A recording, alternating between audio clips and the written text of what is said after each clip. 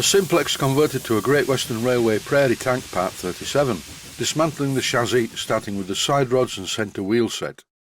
Over the years I've both built and worked on quite a few steam locomotives, and by that I mean miniature ones, not the full size. Here is a plastic tub full of random bits for the engine, and very soon there's going to be a few more. I need to dismantle the chassis for 2 or 3 reasons. One is it's filthy, the centre crank pin is very loose in the wheel, the bushes are worn, and the wheels need some cosmetic attention.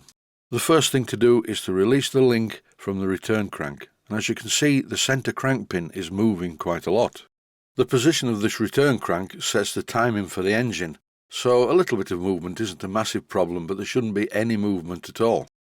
Quite a lot of parts on the centre wheel need removing to free the connecting rod, and the connecting rod is held to the crank pins on the other wheels using different methods.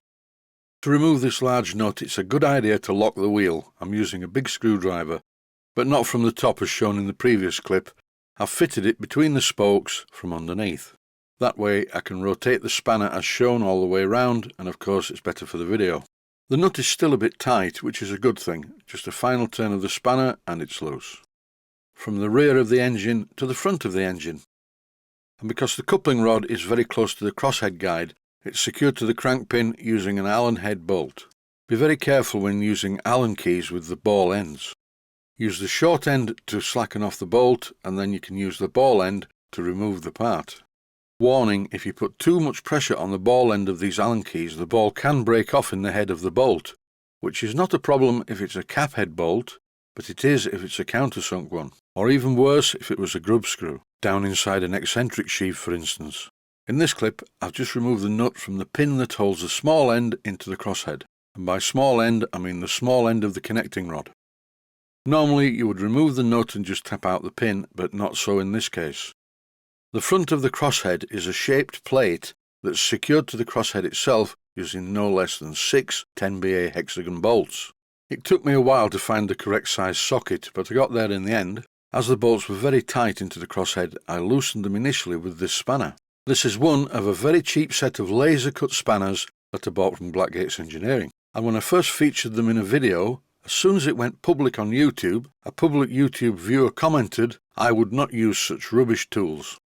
But in practice I find these tools are the ones that always fit when my others do not. With all the bolts undone and the crosshead pin out, it should be easy to remove the coupling rods and the connecting rod, or at least it will be when I've removed the return crank.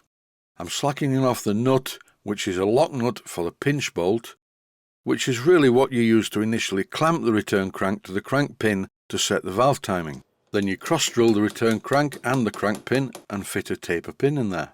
I'm removing this initially by tapping it through with a centre punch and now with the pair of pliers. And after doing that, I can now remove the return crank quite easily. And now I should be able to first of all remove the connecting rod, followed by removing the coupling rods. And then that will be one side done, but unfortunately the coupling rods will not come off. That is because the coupling rods are fitted with very small oil cups, and the one that's in the top of the front rod will not come out. But luckily, if I remove the oil cup, which is made from hexagon material so it's easy to remove, I should be able to lift off the connecting rod from the crank pin through the centre of the 2 crosshead guide bars. In this close-up you can clearly see what the problem is. If you're watching this though, don't be put off. On most miniature steam locomotives that I've worked on, it's been very simple to remove the coupling rod and the connecting rod. It could be much worse if you were taking these parts off a full-size locomotive. Here is the offending oil cup, which has now been removed, and now I should be able to lift off the entire coupling rod assembly. It's still a bit fiddly, but that's the name of the game. At this stage my hands are very, very dirty indeed. Once I've removed the wheels and the parts, I'm going to put them first of all in my Clark parts washer that I bought ages ago. I featured this when I dismantled the Hogwarts Castle project. But that was nowhere near as dirty as this one. Look at the state of it under the front. In this clip I'm using my Barco spanner and my trusty fairly smooth-jawed pair of pliers to initially straighten this part which was very badly bent. Once I turned the locomotive over to remove the rods from the other side, this is how I fixed the bent link. The pliers and spanner method was okay, but this is much better. For the rod removal, I'm going to speed up the process. Here I'm knocking the pin out of the return crank. and then in exactly the same way as you've just seen when I did the other side, I removed the taper pin with a pair of pliers. This crank pin seems to be okay, it's not loose at all, so that's one job less to do. The bronze bush in the coupling rod seems to be a bit slack, but that's usually a simple fix.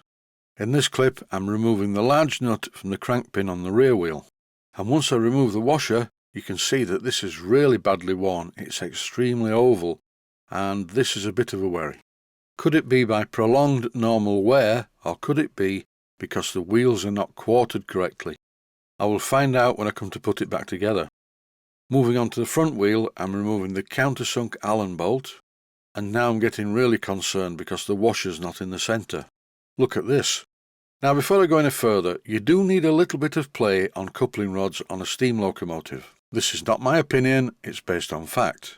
If everything is machined to a high tolerance, it will probably not go around corners, and because each wheel has its own suspension, that won't work either if the machining tolerance is too tight. In this clip I'm removing the horn keeps. These are the parts that hold the axle boxes in position in the horn blocks. Without these, if you lifted the engine up, the wheels and axles would do their very best to fall out of the frames. I'm not going to touch the suspension at all because that's obviously worked for some years. In this image I notice some damage, which is only slight, to the edge of the flange of one of the wheels. This doesn't initially seem to be much of an issue and it should be okay. In this clip I'm removing the union nut that holds the water inlet onto the axle driven pump. And when I remove the nut, guess what? The axle does not clear the water pump. Also, the axle is not going to really clear the brake gear, so I'll dismantle that now. This engine originally came into my workshop as a job for a customer, and here, as I'm using a small drift to tap out a bolt that doesn't want to leave the brake gear, I do now realise with the initial quote that I gave him how far out of pocket I would have been. This renovation is taking a long time. After completely unbolting the axle driven pump, finally I can remove the centre wheel set. In the end I bought this engine off the owner because it was just impractical to repair it. From my point of view it will make a good video series, and there is still an awful long way to go. To prevent damage to the valve gear linkages, I've held them in place using cable ties. And daft as it sounds, here is a health and safety warning. When cutting the ends of cable ties, use special cutters with a flat edge. Do not use ordinary side cutters, otherwise the cable tie ends become very sharp. And after that, to all of you who celebrate Christmas, I'd like to wish you a Merry Christmas. Stay healthy, thanks for watching, and I hope you found it useful. Please take the time to visit my Mainsteam Models website and click on the section of the website that says Video Playlists. And by doing that, you can find other videos that you may like to watch. And by using the playlists, you can actually watch the videos back to back.